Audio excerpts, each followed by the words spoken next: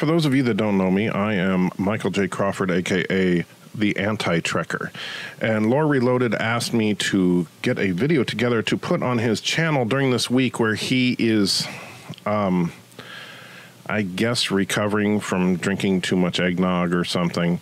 But at any rate, since it is the end of the year, I am going to be presenting what I think are the best and worst films of 2017. Now, do keep in mind, these are strictly the films I have actually seen. There have been quite a few that I did not get a chance to see that I really would have liked to, some of which no doubt would have been on one or the other list. And so for that reason, I'm going to list off a couple of movies that I wanted to see, I planned to see, but I just never got around to it or just wasn't playing locally for me. And those include The Disaster Artist, I, Tonya, The Shape of Water, Darkest Hour, Coco, Jigsaw, The Foreigner, Happy Death Day, Logan Lucky, Dunkirk, Baby Driver, and The Big Sick. So if you're wondering why one of those particular films was not on the list, well, it's quite frankly probably because I haven't seen it, because I've heard good things about just about all of those films. Now, the way I'm going to do my list is a little different than some. Basically, I'm going to do a top 10 and bottom 10 films, and I'm going to put the first half of the list on this channel. The other half will be in a link below on my channel if you're interested in seeing how it ends up. And I'm going to do the number 10 for both lists simultaneously. So I will do the number 10 good and the number 10 bad, and then the number 9, etc. So without further ado, let's take a look at 2017, the year in review. Oh, I guess that rhymes. Huh.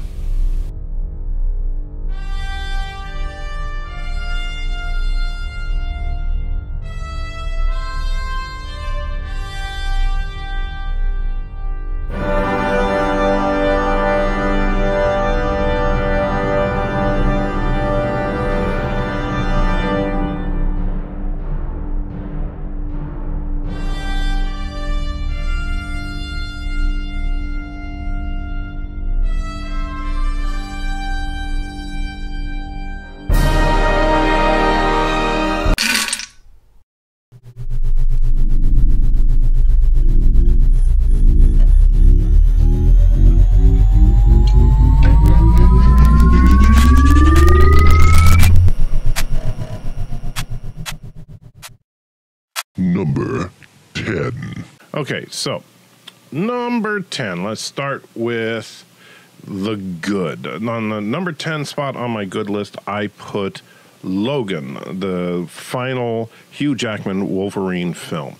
Now, I know some people put this, a lot of people, in fact, that I respect, put this film at the top of their list for the year.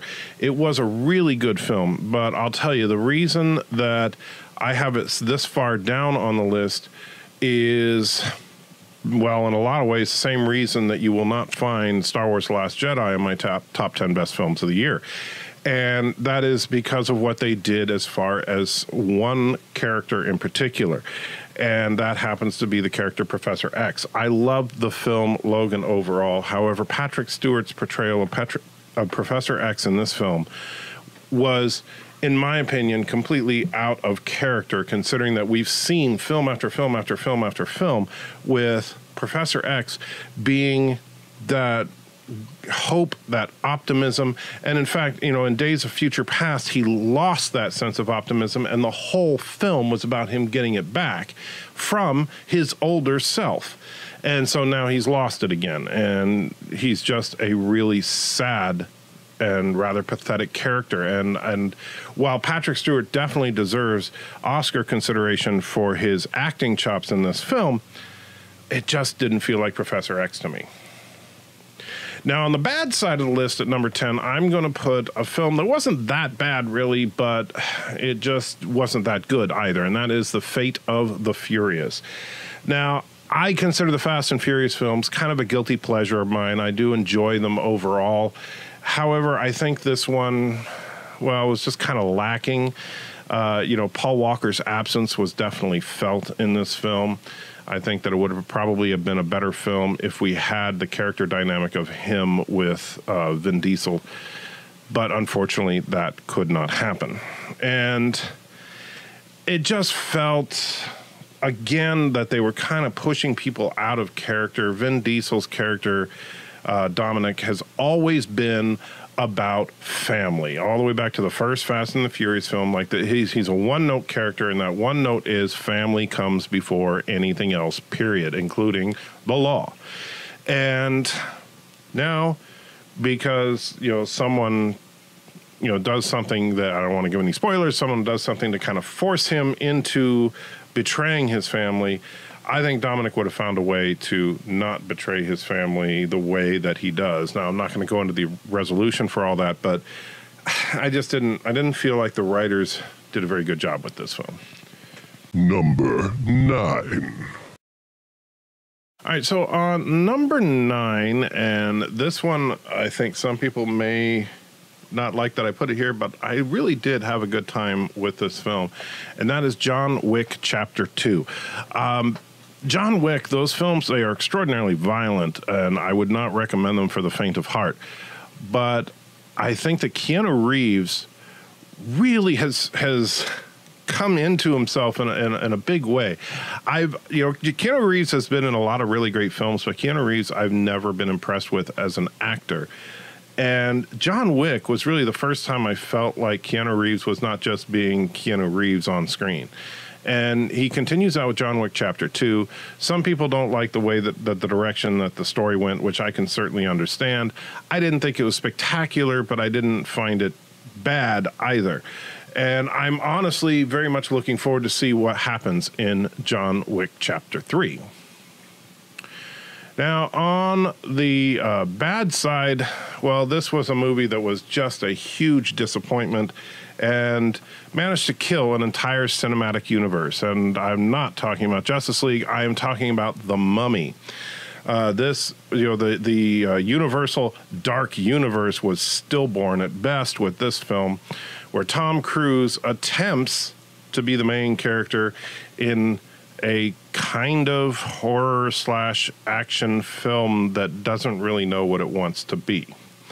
If Universal wants to do a dark universe where they bring back their classic monsters, I'm all good with that. But they should make it a dark universe. This felt like a slightly darker version of the Marvel Cinematic Universe at best. It really, it's just that now take these supernatural abilities of the Mummy, just replace superpowers with that, and that's what you got. It really didn't feel like anything dark whatsoever. Didn't feel like much of a horror film. And Tom Cruise, man, I got a lot of respect for the guy. He is a hard-working actor, but this was just not a good film for him.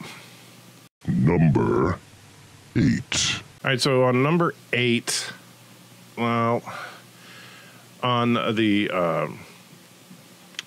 see, this is another one I know it's going to make some people... Well, it depends on where you fall politically more than anything else as far as whether you're going to get upset at me with it, and that is Wonder Woman. Wonder Woman, in my opinion, is probably one of the most overrated films of the year, but it was a really good film, hence it being on my top 10 list.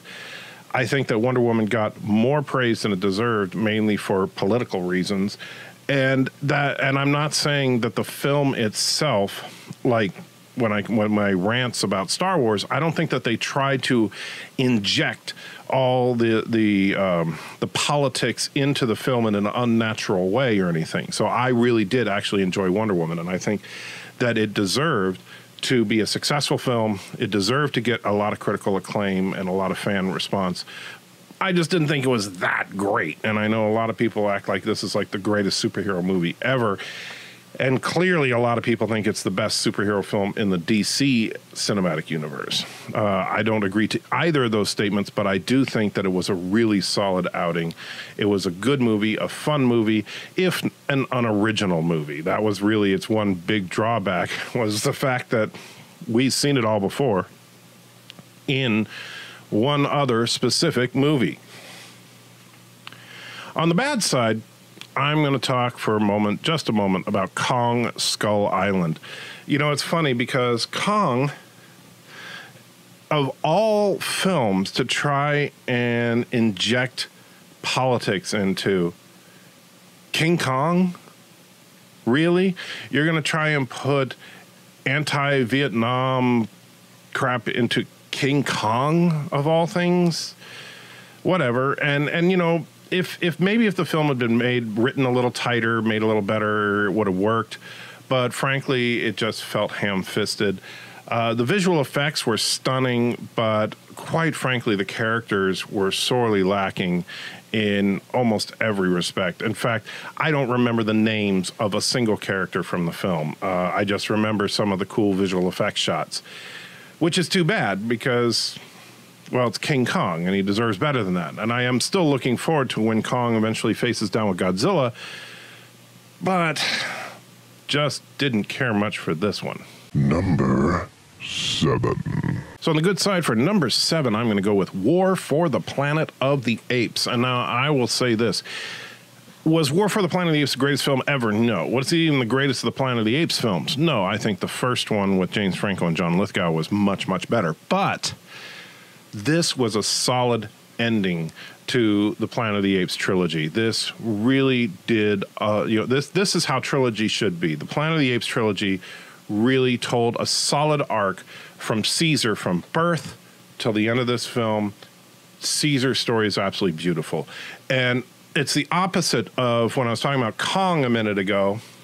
You get into Caesar's character. And the funny thing is, not just Caesar, some of the other apes as well, as you follow them through this journey, you really get to know them over the course of these films, and it's absolutely beautiful. And so this film is a textbook example of how you can create great characters. And if you want to put in, you know, various ideas of social commentary and stuff, which this film does have some, then you can make it work. It doesn't have to be crappy, ham-fisted, over-the-top stuff. This is a film worth watching. On the other side, I'm going to say a film that I was actually kind of looking forward to was Ghost in the Shell. And now I'll tell you, I'm not a huge anime fan. Really, the only anime that I would consider myself a huge fan of is Akira and Death Note. But Ghost in the Shell, my wife was into the series. I've seen it a little bit. It looked interesting.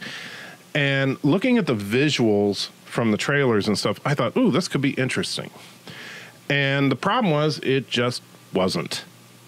I mean, it was visually stunning. It was a beautiful film. But, you know, it never really grabs you. Even though a lot of the plot is recycled from the anime, it just feels like lazy writing from beginning to end. I didn't care about it. I mean, you know, yeah, Scarlett Johansson delivers a very interesting, unearthly performance as the Major, and the rest of the cast does a decent job with what they have, but the film is just unremarkable in pretty much every way, except for visual effects. Number 6. All right, so on the number 6 for the good films this year, I'm going to honestly say this was the most fun I had in a theater since Deadpool, and Deadpool had me rolling from beginning to end, and that is the Lego Batman movie. If you have not seen the Lego Batman movie, you absolutely must treat yourself to this film, especially if you are a fan of any, and I do mean any, prior incarnation of Batman. Whether it be the Christian Bale Batman, whether it be the Tim Burton Batman films, whether it be even Adam West Batman or the comic books, there are references for you in this. And the funny thing is, not only Batman, but a lot of other stuff. This film is a love letter to fanboys, and you have to appreciate it for what it is. It's a pretty simplistic story. It's a typical kids movie kind of plot, but man, you will enjoy it. Do not pass up on this movie if you get a chance to see it. On the bad side, well, this is another one that, much like The Ghost in the Shell, it was a film that had a lot of potential and just didn't really live up to it. And that is King Arthur, Legend of the Sword. It was not a badly produced film. It was just not an interesting film.